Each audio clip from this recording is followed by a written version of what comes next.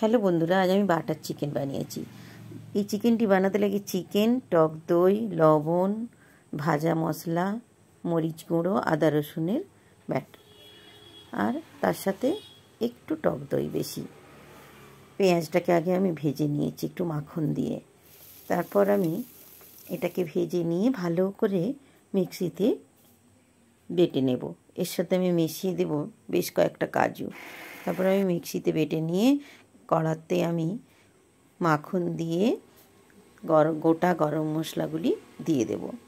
তারপর আমি এটাকে ভালো করে নেড়ে নিয়ে বেশ গন্ধ উঠে যাবে, তখন আমি যে চিকেনটাকে ম্যারিনেট করে রেখেছিলাম সেই চিকেনটা দিয়ে দেবো।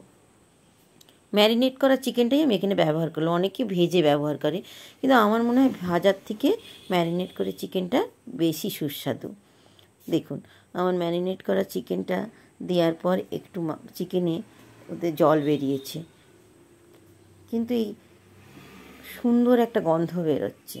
তারপর আমি ওতে একটু দুধ দেব, অল্প করে একটু দুধ অ্যাড করেছি।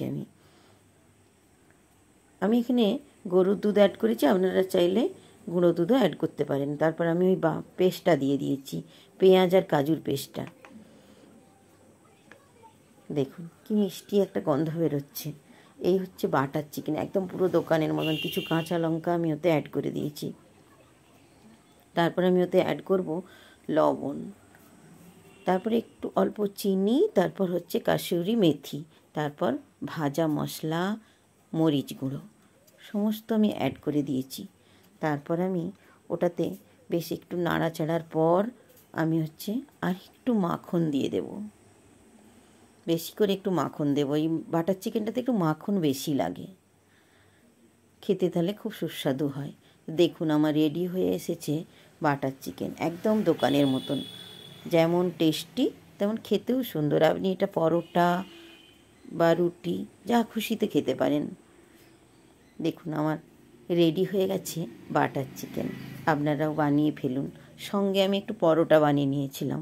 পরোটার রেসিপি তো আমি আর দেখালাম না, কিন্তু পরোটাটাও খুব নরম তুলতুলে হয়েছিল। এরকম করে পরোটা দিয়ে পরিবেশন করুন বাটার চিকেন, দোকানের মতন একদম। আর আপনাদেরকে কিনে খেতে হবে না।